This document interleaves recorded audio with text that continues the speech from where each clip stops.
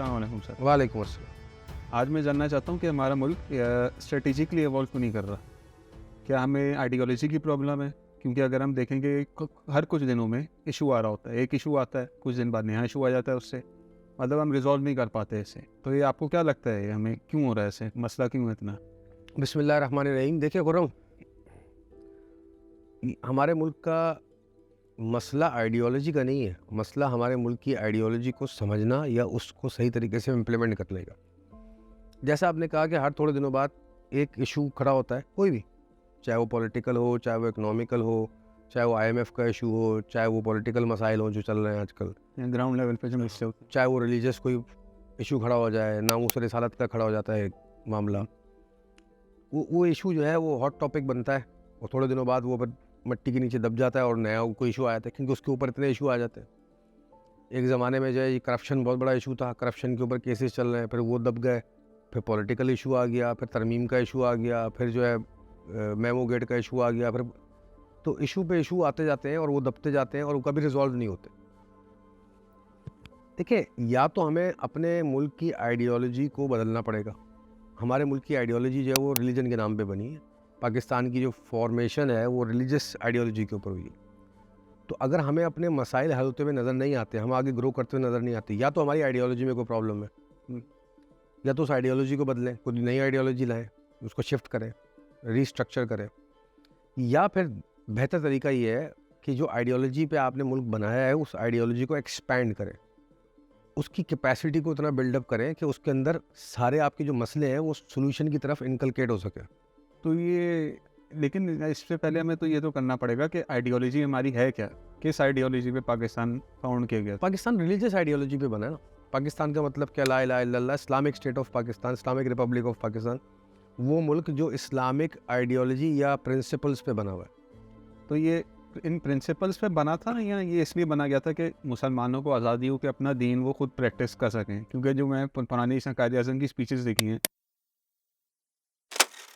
आप सब आजाद हैं अपने मंदिरों में जाने के लिए।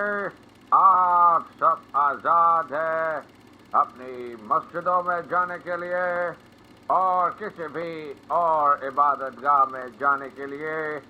इस ममलकत पाकिस्तान में आपका ताल्लुक किसी भी मजहब, जात या अकीदे से हो, ममलकत का इससे कोई सरोकार नहीं। उन्होंने कहा कि आपने जो प्रैक्टिस करना है, आपका दीन है, कोई भी आपका है, आप अपने टेंपल में जाके वर्शिप करें, उसका स्टेट से कोई ताल्लुक नहीं है, हम सिर्फ आपको मतलब सिक्योरिटी और वो सब। देखिए बेटा, जब आप कहते हैं ना कि ये मुल्क इन प्रिंसिपल्स पे बना है, तो वो प्रिंसिपल क्या इतने रिजिड और इतने डिस्क्रीट होते हैं जितना हम लोग उसको समझ रहे हैं? नहीं। कोई भी मुल्क जब किसी आइडियोलॉजी पे बनता है, वो आइडियोलॉजी की एक बाउंड्रीज होती हैं, एक एक्सपेंशन होती है। जैसे आपने कहा कि कायद आज़म की स्पीचेस सुने, तो उनकी स्पीचेस से मुझे जो समझ में आया मैं वो बयान कर देता हूँ कि ये मुल्क बना इस्लामिक आइडियोलॉजी के ऊपर है। और इस्लामिक आइडियोलॉजी कहती है फ्रॉम द पास्ट 1400 ईयर्स कि कोई भी शख्स जो किसी इस्लामिक स्टेट में रह रहा है is free to worship their own religion, practice their own religion. तो बना तो इस्लामिक आइडियोलॉजी, लेकिन इस्लामिक आइडियोलॉजी खुद ये कहती है कि आप दूसरे मज़ाहिब को लिबर्टी दे, प्रैक्टिस कर सकें। अच्छा, वो कितना प्रैक्टिस कर सकते हैं, प्रैक्टिस करना क्या है और उसको मिस प्रैक्टिस करना क्या है, ये डिफ़ाइन किया जा सकता है। वो लाइन आप ड्रॉ कर सकते हैं। अनफॉर्चुनेटली हमारे मुल्क में ये ड्रॉ होती हुई नज़र नहीं आती। हमारे मुल्क में रिलीजियस एक्सट्रीमिज़म या कह लीजिए रिजिडनेस नज़र आती है, सही वर्ड तो, ऑर्थोडॉक्स हो गए, और कह लीजिए बिल्कुल बहुत ऑर्थोडॉक्स किस्म के लोग नज़र आते हैं। दूसरी बात ये कि आपकी जो आइडियोलॉजी जो भी है पाकिस्तान की, क्या आपकी आइडियोलॉजी इस किस्म के इश्यूज़ को एड्रेस कर पा रही है? जैसे जेंडर का इशू है, LGBTQ का इशू एक खड़ा हुआ है, फिर नामूस रिसालत का इशू है, फिर पॉलिटिकल मसाइल है, बैंकिंग सिस्टम पे हमारा एक बड़ा हमेशा उलमाओं का, स्कॉलर्स का और आवाम का एक परेशानी रहती है कि क्या हमें बैंकिंग सिस्टम इस्तेमाल करना चाहिए, नहीं करना चाहिए, क्या सूद सही है गलत है, या इस्लामिक बैंकिंग सिस्टम सही है गलत है। फिर लोन ले रहे हैं हमारा इतना बड़ा एक पूरा मुल्क का जो स्कॉलर बेस्ड है, उलमा इकराम है, वो इस बात के बहुत स्ट्रिक्टली कायल हैं और सही है कि सूद इस्लाम के अंदर अलाउ नहीं है।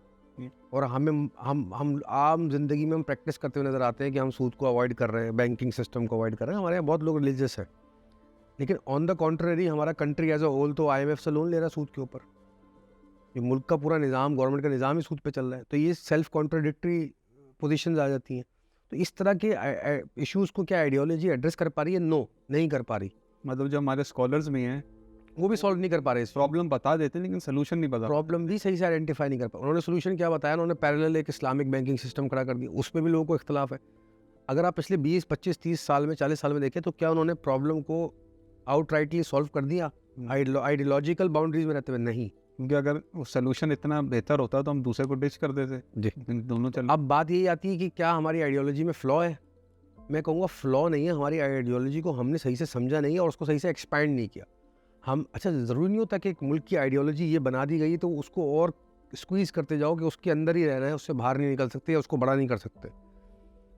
अब क्योंकि हमारे मुल्क में ये शऊर नहीं है, एजुकेशन आम नहीं है, हमारे मुल्क में बेसिक राइट्स नहीं है, बेसिक सिचुएशंस नहीं है, तो क्या होता है हम अपनी आइडियोलॉजी को सही इंटरप्रेट भी नहीं कर पाते। नंबर 2, जो हमारे स्ट्रेटेजिक थिंकर्स हैं, जो पॉलिसी मेकर्स हैं, जो हमारी इस्टेब्लिशमेंट है, जो हमारे स्कॉलर्स हैं, जो हमारे मुल्क के ग्रेट माइंड्स हैं, क्या वो माइंड्स के पास कोई प्लेटफॉर्म है जहाँ पे वो आके मुल्क को डायरेक्शन दे सकें, सोशल कह लीजिए मैनिफेस्टेशन कर सकें सोसाइटी की?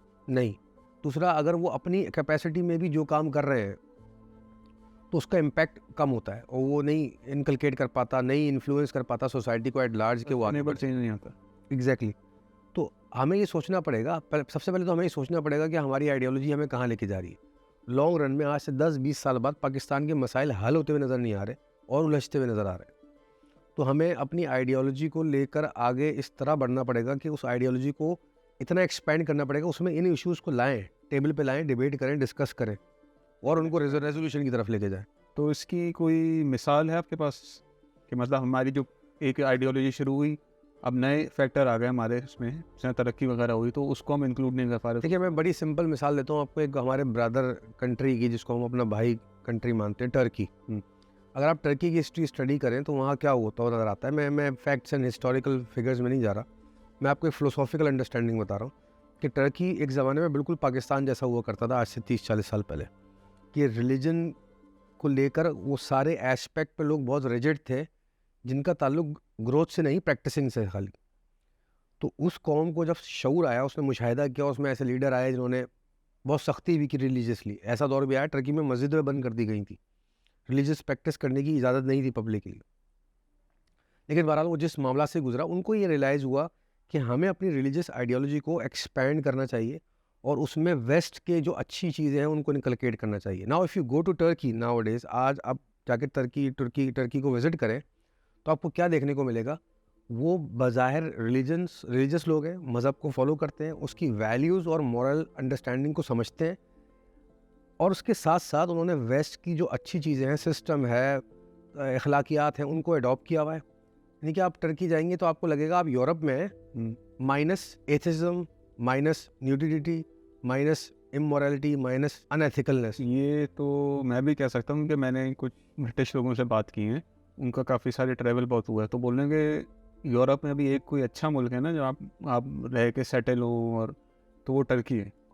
तो जैसे आपने सवाल किया था, ये उसकी मिसाल है कि Turkey one of those countries जिसने अपनी आइडियोलॉजी को एक्सपैंड किया, उस और जो मसाइल उनको फेस कर रहे थे, उन मसाइल को उस आइडियोलॉजी के सर्कल में ला के एड्रेस किया और उससे आगे बढ़े।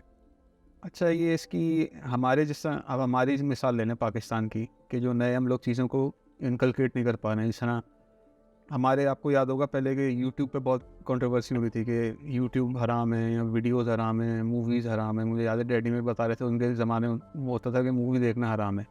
अब इसमें बिटकॉइन का चल रहा है कि मतलब जो स्कॉलर्स हैं, जो लीडर्स हैं हमारे मुल्क के, वो इन चीज़ों को ग्रेस नहीं कर पा रहे, तो उनको बैन लगाए जा रहे हैं कि भाई क्रिप्टो करेंसी बैन हो जाए, ये बैन हो जाए। मतलब इनको कैसे हम लोग, देखिए, let me put it very simple for you. क्या आप एक डॉक्टर से जाके ये पूछ सकते हैं कि कोई शरई मसला पूछ सकते हैं, रिलीजियस मसला? डॉक्टर बोलेगा भाई मेरा काम मेडिकल साइंस को स्टडी करना है, मैं आपको दवाई बता सकता हूँ, टेस्ट बता सकता हूँ, बीमारी डायग्नोज कर सकता हूँ, लेकिन तलाक हुई है नहीं हुई है ये मैं नहीं बता सकता। ये डॉक्टर नहीं बताएगा, ये एक स्कॉलर, एक रिलीजियस स्कॉलर बताएगा। इसी तरह आप एक गाड़ी के मैकेनिक से जाके आप ये पूछ सकते हैं कि मुझे कुर्ता सीना है, कपड़े सीने हैं, मैं उसको कैसे स्टिच करूँ, नहीं बता सके, वो मैकेनिक का काम। हमारे मुल्क में प्रॉब्लम यही हुई कि हमने in the long run, with due respect, उलमा इकराम जो रिलीजियस स्कॉलर्स हैं, उनको हमने हर चीज़, अपना वे ऑफ लाइफ पूरा पकड़ा दिया है कि वही गाइड करेंगे। देखिए वो रिलीजन को स्टडी करते हैं, किसी भी सिचुएशन में रह के मॉरली रिएक्ट कैसे किया जाए ये वो स्टडी करते हैं उलमा इकराम जो रिलीजियस स्कॉलर्स होते हैं। लेकिन वाईफाई एक साइंटिफिक टेक्नोलॉजी है। क्या अब मैं एक सिनेरियो खड़ा करता हूँ कि अगर मेरे पड़ोसी का वाईफाई का पासवर्ड जो है वो नहीं लगा हुआ, ओपन है वाईफाई, और मैं उस वाईफाई पे कनेक्ट करके यूज़ कर लेता हूँ, तो उसको यूज़ करके मैंने जो कारोबार किया, पैसे कमाए, क्या वो हलाल होंगे, हराम होंगे? अब क्योंकि उलमा इकराम या बहुत सारे मेजॉरिटी जो हमारे रिलीजियस स्कॉलर्स हैं वो साइंटिफिकली इतने ज़्यादा साउंड नहीं है, तो उनको वो डिटेलिंग नहीं पता कि वाईफाई का किस वक्त इस्तेमाल मॉरल होना चाहिए, किस वक्त नहीं। और पासवर्ड खुले होने का मतलब क्या है कि अगला बंदा इनवाइट कर रहा है कि भाई मेरा पासवर्ड ओपन है, एनीबडी कैन कनेक्ट, या पासवर्ड खुले होने के मॉरल रिस्पॉन्सिबिलिटी के खुला भी है पासवर्ड तो आपको कनेक्ट नहीं करना चाहिए, वो अलाउ नहीं कर रहा, ये कौन डिसाइड करेगा? उसके लिए आपको वाईफाई की तमीज़ होनी चाहिए कि वाईफाई क्या होता है, अंडरस्टैंडिंग करता है। प्रॉब्लम क्या होती है, हम वाईफाई की प्रॉब्लम लेके या टीवी हलाल है हराम है, बिटकॉइन या ये लेके जब हम रिलीजियस स्कॉलर्स के पास जाते हैं तो वो उनको नहीं पता होता, लेकिन उनके ऊपर एक प्रेशर आया हुआ है कि आपने तो गाइड करना ही करना है, तो उनके ऊपर एक परफॉर्मेंस प्रेशर है, तो वो ऊपर अच्छा बुरा राइट लेफ्ट जैसा भी गाइड करते हैं अपनी नॉलेज की रोशनी में। हमें ऐसे लोग चाहिए अपनी सोसाइटी में जो रिलीजन के साथ साथ साइंटिफिक नॉलेज भी रखते हों। अच्छा, वो क्यों नहीं रख पा रहे, ऐसे लोग क्यों नहीं हैं? क्योंकि हमने कभी अपनी आइडियोलॉजी को एक्सपेंड ही नहीं किया। ये हमेशा से ऐसे है या इस तरह बनाया है? मतलब हम इस पॉइंट पे पहुंचे कैसे हैं? क्योंकि जो मैंने देखा है, मैं अपने बड़े लोगों से भी पूछा, वो बताते हैं कि पहले पाकिस्तान का जो इन्वायरमेंट था आज के हिसाब से काफ़ी लिबरल होता था, मतलब ज़्यादा फ्रीडम होता था, लोग खुल के बात वगैरह करते थे। फिर उसके बाद ये हमारी इस्लामाइजेशन ज़्यादा हुई है ज़ियाउल हक के आने के बाद, कि मतलब हर चीज़ को रिलीजन, हर चीज़ में रिलीजन डाल के इतना बुरा हाल कर दिया कि लोगों का मतलब हाल ये हो गया कि वो किसी और उससे क्या कहते हैं एंगल से सोच ही नहीं सकते थे। देखिए, हमें अपनी आइडियोलॉजी को डिफ़ाइन करना पड़ेगा। क्या अब रिलीजन से बन रही है आइडियोलॉजी, बिल्कुल सही बात, लेकिन क्या रिलीजन हमारा कहता है हर चीज़ अल्लाह ने बनाई है, तो जो साइंटिफिक नॉलेज है वो किसी और ने बनाई है, वो भी तो अल्लाह ने बनाई है। जो फिलोसॉफिकल नॉलेज है वो भी तो अल्लाह ने बनाई है।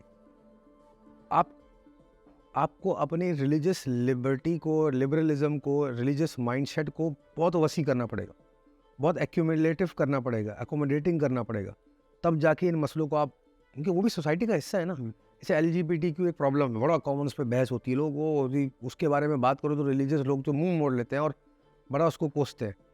तो क्या जो लोग LGBT का माइंडसेट रखते हैं या जो बाय बर्थ जेंडर डिफॉर्मिटी का शिकार हैं, वो इंसान नहीं है, वो पैदा नहीं हुए, उनको अल्लाह ने नहीं अल्लाह ने बनाया है। तो आप उनको टेबल पे लाइए, उनकी पॉइंट ऑफ व्यू को समझिए, डिस्कस कीजिए। बैंकिंग सिस्टम है, हम ना तीतर है ना बटेरे हैं बैंकिंग सिस्टम को लेके।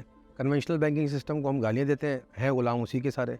इस्लामिक बैंकिंग सिस्टम को वाह करते हैं, फिर उलमा को बुरा भला कहते हैं कि उन्होंने हमें दिया, ये गलत है, ये सही है, गलत है। इसी कन्फ्यूजन हर आम बंदा जो मुझे मिलता है उसका एक कॉमन क्वेश्चन ये होता है कि इस्लामिक बैंकिंग सिस्टम सही है, गलत है, इस्लाम में कौन सा सिस्टम है।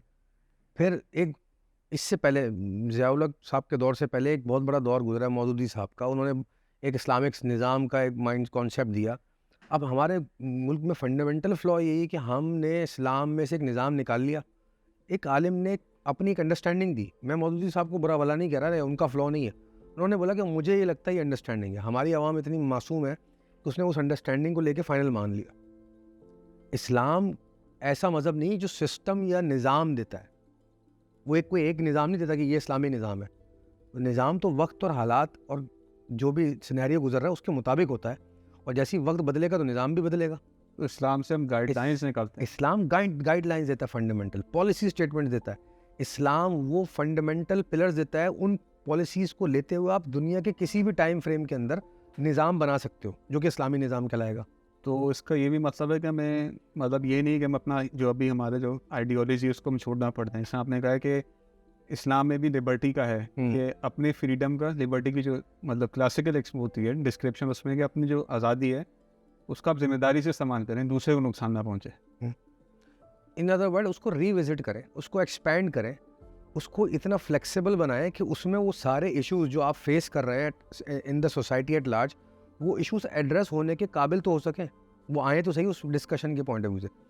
हमारी आइडियोलॉजी कहती है कि भाई इस लाइन से बाहर नहीं निकलना, और आपका इशू इस लाइन से बाहर खड़ा हुआ है, तो आपने उसको आउटराइटली रिजेक्ट कर दिया और बुरा भला कह दिया, कत्ल व गारत पे आ गए, आप मार कुटाई पे आ गए। यानी कि हम एक तरफ इस्लामिक सोसाइटी होने का बहुत बड़ा दावा करते हैं, दूसरी तरफ वो ज़ैनब बच्ची जो चाइल्ड मोलेस्टेशन और रेप हो रहा है, वो कौन लोग हैं? वो भी तो इसी इस्लामिक माशरे का हिस्सा है। वो इशू खड़ा हुआ, उस पर तो कोई रैलियाँ नहीं निकली, उस पर लोग बाहर निकल के गुस्से में नहीं हुए कि ऐसे लोगों को पकड़ के मार देना चाहिए, ऐसे लोगों के खिलाफ खड़ा होना चाहिए। Nobody took care of it, किसी ने आवाज़ नहीं उठाई। और अगर कोई और इशू खड़ा हो जाए, उस पर लेके हम रिलीजियसली मारने पीटने पे एक दूसरे को आ जाएंगे। इससे साबित होता है कि हम अपनी रिलीजियस लिबर्टी को, आइडियोलॉजी को भी अपनी आइडियोलॉजी को सही इस्तेमाल नहीं कर रहे, अपनी फ्रीडम को सही यूटिलाइज नहीं कर रहे। क्यों यूटिलाइज नहीं कर रहे? कि उसका एंड रिजल्ट हमारी नेशनल डिस्ट्रक्शन आ रही है। हमारी कौम, हमारी हमारी जो नेशन है वो डी ट्रैक हो रही है, वो आगे लॉन्ग रन में आगे नहीं जा रही, इवॉल्व नहीं कर रही, बेटर नेशन नहीं बन रही। तो ये बेहतरी की तरफ जाने के लिए हमें कौन से कोई पिलर्स या पॉइंट्स हमें चाहिए मेन, कि हम इनको पकड़ें? हम देखिए, सबसे पहले तो जितने भी हमारे थिंक टैंक्स हैं, स्ट्रेटेजिक थिंकर्स हैं, एस्टैब्लिशमेंट है, ग्रेट स्कॉलर्स हैं, रिलीजियस स्कॉलर्स हैं, जो सोसाइटी को लीड जो सोसाइटी को लीड करते हैं, आपके हीरोज़ हैं, नेशनल हीरोज़ हैं, they should come to common terms. उनको ये तमीज़ होनी चाहिए कि मैं जो अपना पॉइंट ऑफ व्यू बता रहा हूँ, ये मेरा पॉइंट ऑफ व्यू तो है, लेकिन ये इन्फोर्स नहीं होना चाहिए। आप एक रिलीजियस स्कॉलर हैं, मैं एक रिलीजियस स्कॉलर हूँ, हम दोनों बैठे हैं टेबल पे, ये हमारा पॉइंट ऑफ व्यू। अब उन दोनों पॉइंट ऑफ व्यू को लेकर सोसाइटी आगे बढ़े। जब वो लोग इस तरह बिहेव करेंगे, ऑन टेबल आएंगे और सोसाइटी को गाइड करेंगे, तो जो लोग उनको फॉलो करते हैं उनमें भी वो टॉलरेंस लेवल आएगा, वो लोग भी समझेंगे इस बात को। एक स्कॉलर खड़ा होकर बोलता है कि मैं नहीं मानता इस किस्म के लोग जो है वो राइट हैं इस्लाम के अंदर, या ये करना सही है गलत है, और वो उसको स्ट्रिक्टली बहुत ज़्यादा इन्फोर्स करने की कोशिश करता है, तो उसके 1 लाख 2 लाख फॉलोअर हैं, वो सारे उसी रिजिडिटी के साथ फॉलो करेंगे। लेकिन अगर वही स्कॉलर आके बोले कि जी देखिए, मुझे लगता है कि रिलीजियस इंटरप्रिटेशन ऐसे है कि ये तरीके से ज़्यादा ये तरीका बेहतर है, तो फॉलोअर भी इसी तरह बिहेव करेंगे कि वो जो अदर देन दिस प्रैक्टिस कर रहे हो उनको वो अकोमोडेट करेंगे। लेकिन क्या है, मेरे 1 लाख फॉलोअर हैं, आपके 10 लाख फॉलोअर लड़ रहे हैं आपस में, वो नेट पे भी लड़ रहे हैं, फिजिकली भी लड़ रहे हैं, आइडियोलॉजिकली भी लड़ रहे हैं। तो हमारे इन सारे ग्रेड्स को ऑन टेबल आना पड़ेगा, ये तमीज़ हासिल करनी पड़ेगी सोसाइटी को आइडियोलॉजिकली एट लार्ज हमें गाइड किस तरह करना है, और बैठ के फिर सबसे पहले तो डिस्कस करना पड़ेगा कि हमारी आइडियोलॉजी को हम रिविजिट करें। हमारी जो रिलीजियस आइडियोलॉजी है उसको हम रिविजिट करने से मुराद उसको तरह फ्लेक्सिबल करें, एक्सपैंड करें कि वो दूसरी चीज़ों को अकोमोडेट करने लगे, इश्यूज़ को अकोमोडेट करें। बैंकिंग सिस्टम हलाल है हराम है, ये जेंडर प्रॉब्लम जिसमें ख्वाजा सिराओं का मसला, LGBTQ का मसला, ये मेजर प्रॉब्लम्स है। नामूस रिसालत, आपका पॉलिटिकल लेगेसी, बाप का बेटा गद्दी पकड़ेगा और वो आगे चलेगा, नहीं। रिलीजन तो ये कहता है कि भाई जो तुम में सबसे बेहतर है, जो मुत्तकी है, जो करेक्टर का बेहतरीन इंसान है, उसको लीडर चुनो। कौन फॉलो करता है पॉलिटिकली ये लॉ? वो फैमिली चल रही है हमारी। फिर बैलेंस ऑफ पावर हमारे मुल्क में नहीं है। ये मेन इश्यूज हैं। क्या हमारे लिए एजुकेशन बहुत ज़रूरी है? आप इसको जिस तरह खाना पीना इंसान की ज़िंदगी ज़रूरी है, हमारे मुल्क में अगले 30 साल 50 साल ये मस्ट कर देना चाहिए, या फॉर द लाइफ टाइम, कि एजुकेशन हर बच्चे के लिए इतनी ज़रूरी है। कम से कम मैट्रिक इंटर वो हर बच्चा करेगा, make it a point. Educational issue को एड्रेस किया जाए, मेडिकल प्रॉब्लम को एड्रेस किया जाए, हमारी नेशन की हेल्थ किधर जा रही है एट लार्ज। ये मेन इश्यूज़ को सारे जो सोशल साइंटिस्ट हैं, जो स्कॉलर्स हैं, जो स्टैब्लिशमेंट है, स्ट्रेटेजिक थिंकर्स हैं, थिंक टैंक्स हैं, वो बैठ के डिस्कस करें, इसको एक डायरेक्शन दें, and they can come to common terms. Direction set की जा सकती है और उस डायरेक्शन पे आगे बढ़ें, जिसको ये लोग कहते हैं पॉलिटिशियन रोड मैप बनाया जाए। रोड मैप भी होता है भाई 20 साल तक ये प्लान बनाया है, स्टिक टू दिस प्लान। उस प्लान में वेरिएशन आ सकती है, एडजस्टमेंट आ सकती है, but this plan has to be implemented. उसमें क्या बेसिक प्लान होगा? अगले 20 साल में हर बच्चा जो है पाकिस्तान में पैदा होने वाला, आज की तारीख में जो बच्चा है, वो कम से कम इंटर 12वीं क्लास तक एजुकेशन ज़रूर लेगा, हर बच्चा, मेक इट अ पॉइंट। इस चीज़ पे सारे स्कॉलर्स क्या एग्री नहीं करेंगे? करेंगे। अच्छा, एग्री करने के बाद इसमें क्या वेरिएशन आएगी, क्या प्रॉब्लम है, कि किस तरह पढ़ाना चाहिए, कोर्स कौन सा, वो डिस्कस कर लें। लेकिन ये तो मेक श्योर होना चाहिए कि अगले 20 साल में हर बच्चा पढ़े। इससे तो डिसएग्री कोई नहीं कर सकता, इसमें तो कोई डेविएशन नहीं आ सकती कि नहीं हमें 5 साल बाद एहसास हुआ हमें पढ़ाना गलत है, बच्चों को नहीं पढ़ाना चाहिए। 5 साल बाद एहसास हुआ कोर्स को बेहतर कर सकते हैं और बेहतर कर सकते हैं, ये करते हैं ना। लेकिन ये तो हम बुनियादी तौर पे एग्री कर सकते हैं कि हमें हर बच्चे को पढ़ाना है। फिर हम ये एग्री कर सकते हैं कि हर पाकिस्तान के इंसान को मेडिकल फैसिलिटी पहुँचे। जैसे एक गवर्नमेंट ने भी हेल्थ कार्ड बनाया था, वो बहुत अच्छी सेंसिबल अप्रोच थी कि हर इंसान के पास एक कार्ड है, इंश्योरेंस की तरह एक मिनिमम अमाउंट वो दे रहा है, और कलेक्टिवली वो अमाउंट इंश्योरेंस की तरह जमा हो रही है, और जो लोग ज़रूरतमंद है वेलफेयर उनका काम कर रही है स्टेट। तो हर इंसान को मेडिकल फैसिलिटी पहुंचे। इस पे कोई पॉलिटिकल पार्टी डिसएग्री करेगी, कोई उलमा, कोई स्कॉलर डिसएग्री करेगा कि हर इंसान को मेडिकल फैसिलिटी मिलनी चाहिए। किस तरह मिलनी चाहिए, क्या उसकी तरीक़ेकार होना चाहिए, कि क्या फैसिलिटीज़ मिलनी, उस पर आप बहस कर सकते हैं, डिस्कस कर सकते हैं, you can plan it out. लेकिन हम प्राइमरीली तो ये एग्री करना, ये हमारी आइडियोलॉजी कहती है। अब हमने अपनी आइडियोलॉजी को समझा ही नहीं। इस्लाम से एक वेलफेयर स्टेट की बात करता है, Islam welfare of the common people की बात करता है। हम उससे डिसइंटीग्रेट हो गए। हम किस पे फंसे हुए हैं कि हम फ्रांस के वो नामूस रिसालत वाले बंदे को नहीं छोड़ेंगे। एलजीबीटी के लिए 50 लोग रैली निकाल रहे हैं, हम उनको मार देंगे। वो बच्ची का रेप हो रहा है, वो हमें फिक्र नहीं है। हम मेक इट अ पॉइंट कि पाकिस्तान के अंदर कोई भी चाइल्ड बच्चा कोई रेप होगा, कोई चाइल्ड अब्यूज़ होगा, उसको सख्त सज़ा दी जाएगी। हर आलिम, हर स्कॉलर एंडोर्स करे आके इस बात। वो हो जाएगा पाकिस्तान में हर बच्चा महफूज होना चाहिए। ये आपका मोटो होना चाहिए। ये जुमला चीख के बयान करें, पूरे मुल्क के चैनल्स पे चलाएं कि पाकिस्तान का हर बच्चा महफूज होना चाहिए आज के बाद। Make it a point. हमें इन बुनियादी इश्यूज़ को अपने आइडियोलॉजी में ला के इनको एड्रेस करना पड़ेगा और फिर पाकिस्तान आगे बढ़ेगा, या कोई भी नेशन आगे बढ़ता है। मैंने आपको मिसाल भी दी थी, और नेशंस आगे बढ़े। अब प्रॉब्लम क्या है, ऑन द कॉन्ट्रेरी हमारे जो सो कॉल्ड लीडर्स हैं, सो कॉल्ड थिंकर्स हैं, सो कॉल्ड स्कॉलर्स हैं, वो इतने बायस्ड और सेल्फिश हो गए हैं कि वो अपनी दुकान चमकाने में लगे हुए हैं। कोई ये बात नहीं करता जिस तरह ये जो बातें हम कर रहे हैं। वो अपने आइडियोलॉजी को, अपने माइंडसेट को प्रमोट करते हुए, इन्फोर्स करते हुए नजर आ रहे हैं। वो तो जिम्मेदारी भी नहीं लेते, पोजीशन बस उनको चाहिए। अच्छा, उसका रिजल्ट क्या है? जब आपकी कौम में सुलझे हुए, बाकिरदार, बाशऊर लोग नहीं होंगे, तो आपके जो स्कॉलर्स और जो थिंकर्स निकलेंगे वो भी उसी तरह बायस्ड और एक्सट्रीमिस्ट निकलेंगे। आजकल बड़े मोटिवेशनल स्पीकर आ गए, कहने को मोटिवेशनल स्पीकर है, मोटिवेट तो कर रहे हैं, किस चीज़ के लिए मोटिवेट कर रहे हैं? उठो जाओ फ़लस्तीन में जाके लड़ना शुरू कर दो, उठो जाओ कश्मीर में जाके मारना शुरू कर दो। ये मैं भी देखा है कि मतलब अलग अलग एस्पेक्ट्स कवर करते हैं, लेकिन बहुत वन साइडेड पिक्चर देते हैं, वो एक्सट्रीम हो जाते हैं। क्योंकि उनका खुद की अप्रोच नहीं है ना बेटा। आप जब इस तरह के मोटिवेशनल स्पीकर, लीडर या स्कॉलर्स निकलेंगे तो फिर आवाम को भी गाइड करेंगे। और मैंने देखा बहुत सारे यंग लोग उनसे कन्विंस्ड हैं कि they are giving us the right track. कोई कह रहा है पेरेंट्स से बगावत कर लो। भाई मैं 100 पॉइंट रेस कर सकता हूँ जहाँ पे आजकल के माँ बाप जो है वो गलत हैं अपने बच्चों की तरबियत करने। I agree, does it mean मैं उनसे बगावत करूँ? नहीं। देखिए 100 पॉइंट ऐसे भी तो हैं जिन पे वो माँ बाप सही हैं, जिनकी वजह से हमारा कल्चर, हमारी सोसाइटी सस्टेन करी, उसको भी तो हमें देखना है। तो किसी से इख्तलाफ करना, चाहे वो माँ बाप हो, कोई भी दर्जे का इंसान, इख्तलाफ करने का हुस्न यही होता है कि आप सामने वाले से इख्तलाफ बराए इख्तलाफ करें। उस इख्तलाफ को दुश्मनी या मुखालफत ना बना ले, उसको एक बगावत ना बना ले। तो हमारे मुल्क में ये हो रहा है। तो कसूर उन मोटिवेशनल स्पीकर्स का नहीं है, वो प्रोडक्ट है सोसाइटी की, या उनकी अपने कसूर है, उन्होंने वो चूज़ किया और वो इसी तरह रास्ते पे लोगों को लेके जा रहा है। लेकिन इससे नुकसान क्या हो रहा है? हमारी आइडियोलॉजी तबाह हो रही है, हमारी कौम गुमराह हो रही है। मुझसे बेहतर बन के आएँ ताकि मिसाल बने दूसरे लोगों के लिए भी। देखिए नोम चॉम्स्की का बड़ा अच्छा कॉल है कि आम पॉपुलेशन जो है ना दुनिया की, उसको कुछ नहीं पता, और उसको ये भी नहीं पता कि उसको कुछ नहीं पता। आम आवाम को तो माजरत के साथ, मासूम आवाम है, उसको पता नहीं है, और उसको ये भी नहीं पता कि हमको पता नहीं है। तो वो क्या करते हैं, उनको जो बंदा अट्रैक्ट करता है, जो उनके इमोशंस को इंस्टिगेट करता है, जो उभारता है उनके जज्बात को, जो उनको जोश दिलाता है, उसके पीछे चल लेते हैं। एक ज़माने में रिलीजियस एक जोश, मोटिवेशन चली, जहाद, तो आधी यंग यूथ जो है कश्मीर भाग गई, आधी जो है वो अफगानिस्तान भाग गई जहाद करने। फिर आवाम को एहसास हुआ कि ये तो हम बुरे फंस गए इसमें। अच्छा जी, फिर एक वेव उठी कि जी IT, तो IT के पीछे भाग गए सब मोटिवेट होकर। फिर एक वेव उठी कि जी बिज़नेस, तो हर कोई इंडस्ट्री लगाने चल गया, बिज़नेस शुरू कर दिया। एक वेव उठी कि दूसरे मुल्क में जाना है, तो दूसरे मुल्क में भागना शुरू कर दी सबने। अब एक वेव उठी कि जी रिलीजियस मोटिवेशन, हमें ये कौम बनी है किसी काम के लिए, ग़ज़वा हिंद होगा, आधी ज़्यादा कौम तो इस सोच में भागी जाती। लोग अपनी ज़िंदगी गुजारते हैं इसके साथ। मैं ये नहीं कह रहा ग़ज़वा हिंद नहीं होगा, मुझे इससे इख्तलाफ नहीं है। भाई ग़ज़वा हिंद होगा, वो तो होगा, जब होगा तो तब होगा ना।